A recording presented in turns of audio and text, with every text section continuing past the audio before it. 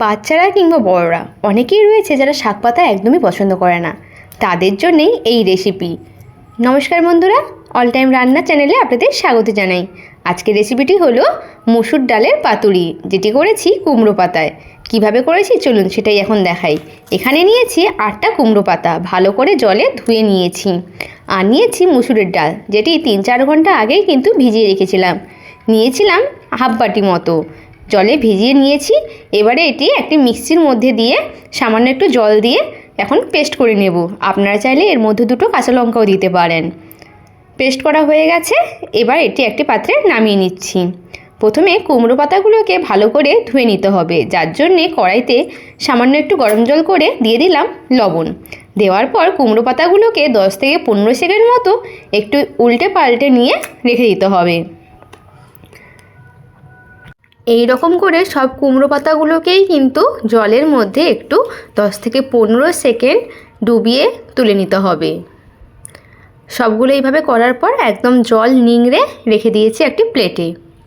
এবারে ডালের ব্যাটারটি রেডি করতে হবে, যার জন্যে মুসুরির ডাল একটা বলে নিয়ে নিলাম। আর দিয়ে দিলাম 3 চামচ মতো চালের গুঁড়ো, দিলাম স্বাদ অনুযায়ী একটু লবণ, দিলাম হলুদ গুঁড়ো, লঙ্কার গুঁড়ো, আর দিলাম গরম মশলার গুঁড়ো, দিলাম 1 চামচ সরিষার তেল। দেওয়ার পর এটিকে ভালো করে একটু মিক্স করে নিতে হবে। খুব ভালোভাবেই কিন্তু মিক্সটা করতে হবে, ভালো করে যেন একদম ফেটানো হয়ে যায়। দেখুন খুব ভালোভাবে মিক্স করা হয়ে গেছে। এবারে দিয়ে দিচ্ছি ম্যাগি মশলা। ম্যাগি মশলা দিলে বাচ্চারাও কিন্তু ম্যাগির গন্ধে অবশ্যই খেয়ে নেবে। দিয়ে দিলাম অল্প করে একটু ম্যাগি মশলা। দেওয়ার পর ভালো করে এটি মিক্স করে নিতে হবে। দেখুন ব্যাটারটা একদম কিন্তু রেডি হয়ে গেছে। এবারে একটা পাতা নিলাম, কুমড়ো পাতা, তার উপর দিয়ে দিলাম 1 চামচ মতো মসুর ডালের এই ব্যাটারটি।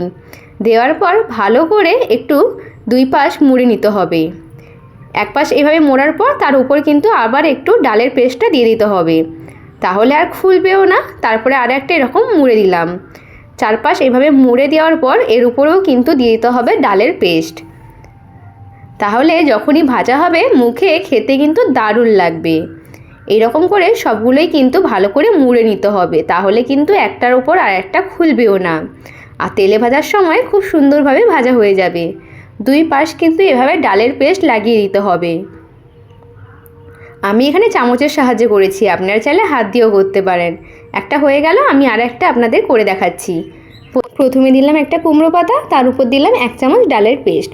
দেওয়ার পর পাতাটাকে একটু মুড়ে নিলাম, তার উপর দিয়ে দিলাম আবারও একবার ডালের পেস্ট। দেওয়ার পর পাতাগুলো দেওয়ার পর ভালো করে এরকম মুড়ে নিতে হবে। আমি এখানে হাত দিয়ে ভালো করে এটি মুড়ে দিচ্ছি। তারপরে আর 1 চামচ দেওয়ার পর পেস্ট উল্টে দিলাম, আর এক পাশ ভালো করে এরকম দিয়ে দিলাম। দেখুন সবগুলো কিন্তু রেডি করে ফেলেছি। এবারে গ্যাসে কড়াই বসিয়ে দিয়েছি, সামান্য একটু সরষের তেলও দিয়ে দিয়েছি। অল্প করেই কিন্তু তেলটা দিয়েছি। দেওয়ার পর তেলটা একটু গরম হয়ে গেলে একে একে করে এই মসুর ডালের পাতুরিগুলো তেলের মধ্যে ছেড়ে দিচ্ছি। একসঙ্গে সবগুলো দিচ্ছি না, 4টে করেই করছি।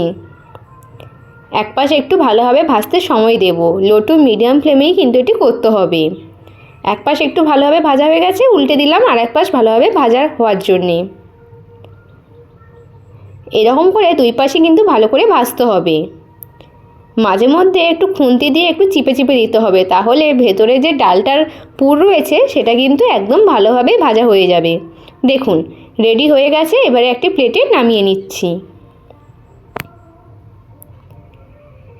এই রকম করে সবগুলোই কিন্তু ভেজে নিতে হবে। একে একে করে পাতুরিগুলো তেলের মধ্যে ছেড়ে দিচ্ছি। এক পাশ ভালোভাবে ভাজা হয়ে গেলে উল্টে পাল্টে নিচ্ছি। এভাবেই কিন্তু সবগুলো করে নিতে হবে। 2 পাশ ভাজা হয়ে গেছে, এবারে প্লেটের মধ্যে তুলে নিচ্ছি।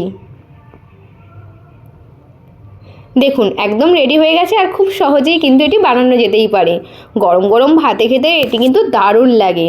এই রেসিপিটি যদি ভালো লেগে থাকে অবশ্যই কিন্তু লাইক, কমেন্ট, শেয়ার এবং সাবস্ক্রাইব করে পাশে থাকার অনুরোধ রইল। দেখা হবে নতুন একটি রেসিপি নিয়ে। সবাই ভালো থাকবেন, সুস্থ থাকবেন। ধন্যবাদ।